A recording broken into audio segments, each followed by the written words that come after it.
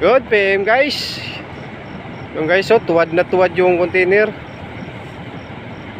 Hindi pantay ang laman. Oh, di ka mo.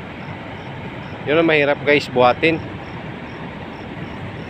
Kasi pag tinamaan ang ulo ng truck niyan, talagang tanggal ang paa.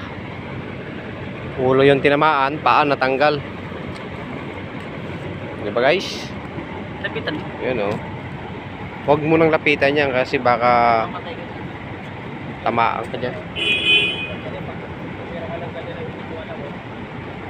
Yun oh. Sige pa naman kanina nung kasi hindi ko may bandang mababa.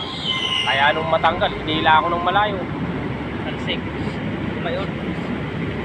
Oo kapag kaya kailan yung ganyang pwesto, kailangan niya, pag pinira mong ganyan, ibubumap ko siya ng ibubumap ko ng ibubumap. Pero kung papantayin mo lang siya ng diretso sa container, yung kalo, ang layo nang hihilahin sa'yo. Paano kung 31 tonelada, 30, baliktad ang brake. Ito mo, sama oh. Oo. Hindi nila tinalian oh.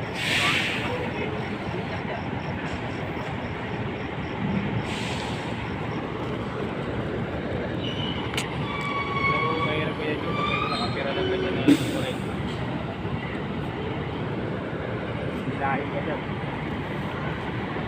Kailangan niya pag umangat ng umangat dito sa huli, bubuha ko naman siya na ibubuha.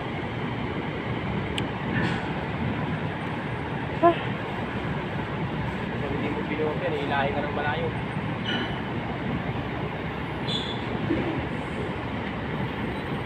Pag ang tayo naman ng truck ay nandito, kailangan yan, magbubungdaw ka naman ng magbubungdaw ka na magbubungdaw. Hindi naman maganda. Baka hindi kayanin. Eh kung tutuloyin mong birahin, susuruin ka niyan. Tutusok yun, papunta sa'yo. Unti-unti lang ang bira niyan.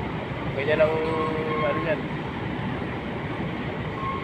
Mabuti kung ganyan yung chassis. Eh kung yung chassis yung pang back to back, tapos masikik.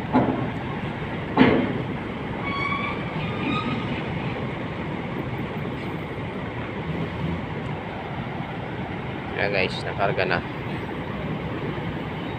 So hindi pa ipasok sa to stock.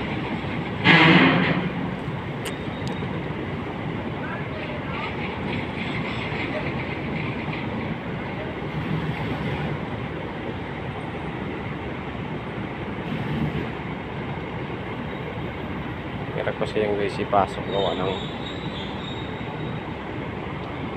Okay guys, bahala na sila dyan.